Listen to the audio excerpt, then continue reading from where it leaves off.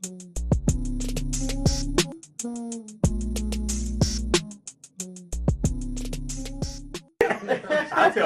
tell people, I just had this argument recently where I told somebody that the Soul Food album is probably one of the most underrated albums in history, especially to come out of Atlanta. But that album, top to bottom, man, was one of the dopest albums ever. It came on the heels of Southern Playalistic, but that motherfucker was so hard, man, with the lyrics and the production. It, no knock on Southern Playalistic, Big and Dre, them my niggas. Yeah, no doubt. But that Soul Food album, blow.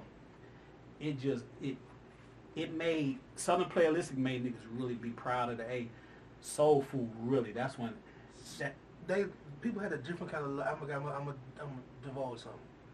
Soul Food and the Goody Mob had a different kind of love because everybody knew us from our respective histories. Yeah. You know what I'm saying? Y'all had your own identity, whether it was East Point, whether it was Cujo, Goody, and whatever. Wichita. For him to keep it real and put his real address on there. 1365 Wichita. I mean, it ought to be a museum at this point. It's still over there.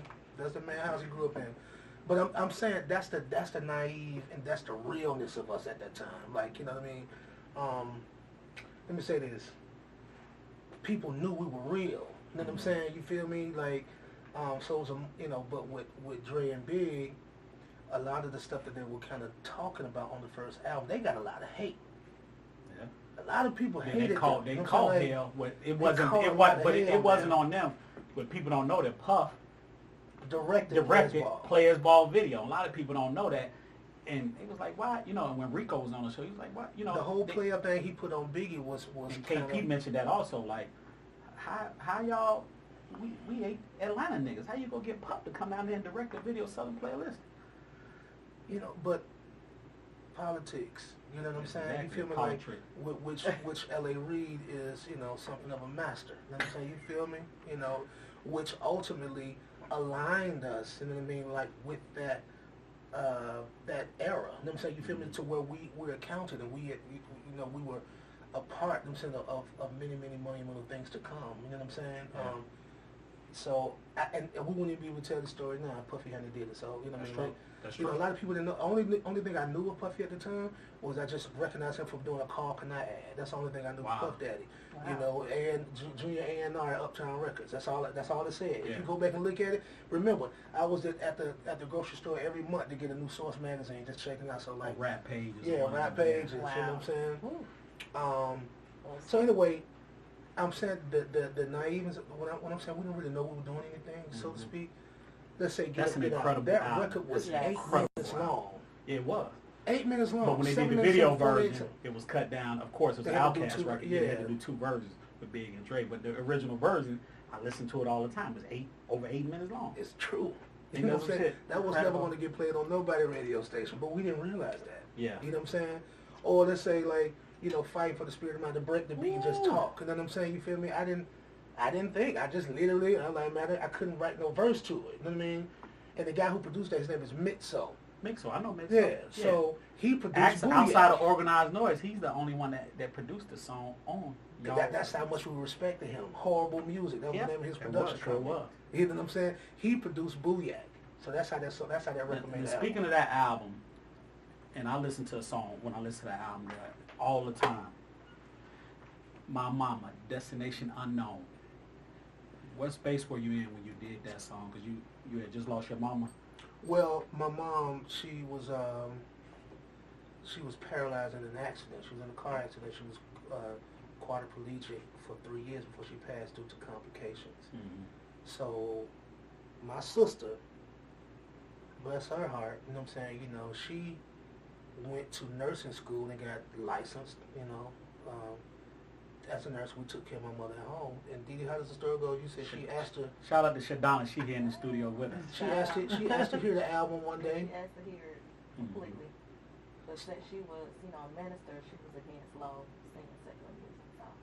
So she was against you singing. But when I tell you that song to this day, as secular as she thought. Yeah. She got a chance to see a lot of her rearing show up. Her fruit. You know what I'm saying?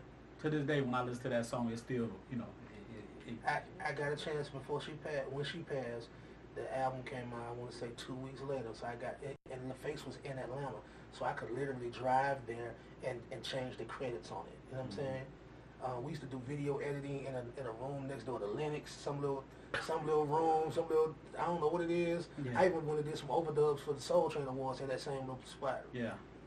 Yep. A lot of folks don't realize this, and we was talking about just a minute ago the old Jack the Rapper days, and just the convention days in Atlanta. Wait a minute, I'm sorry, I need to complete my thought. So I was able to dedicate something to my mom. You know what I'm saying? You feel me? Before it went to press. Goody Mob and the Wu-Tang. It was some beef at one point. Came to blows here in Atlanta. Lo, come on, man. Lo, I've been in the game, but it was some Goody Mob Wu-Tang beef. Was it specifically Raekwon and you? No, me and Ray was cool. Okay.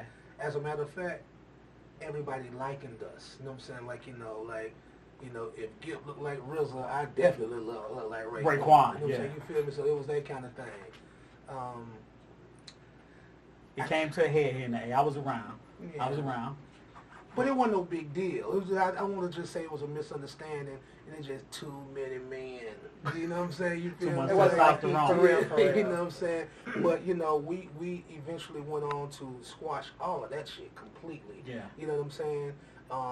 Raekwon then, ended up on Skewed on the Barbie. Yeah, exactly. You feel me? I just did Raekwon's last record with him. We did a song called Marvin, dedicated to Marvin Gaye. Oh, good. Nice. You know what I'm saying?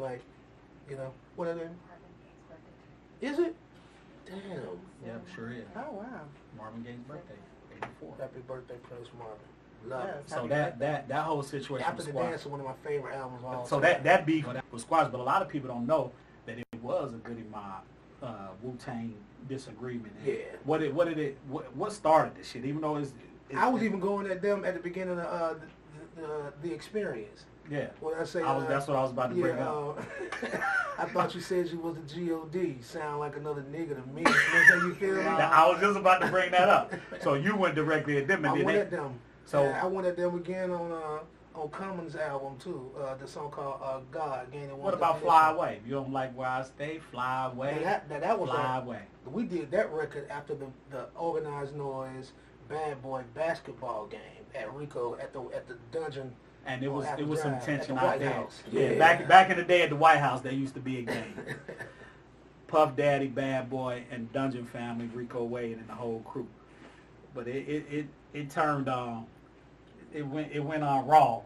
Yeah. It got dirty? Oh, it got very dirty. Because they I don't it got dirty. You don't want to talk about it? I mean, he brought some athletes, man. He brought some fucking Negro League type niggas in there, man. I was like, damn. He wasn't ready. We didn't play for fun and all of that. But the thing of it is, though, we at Rico House, so that's home for all of us. So we was already on edge. I heard the Atlanta niggas wasn't having this shit. They ain't want it. We ain't never having it for you know.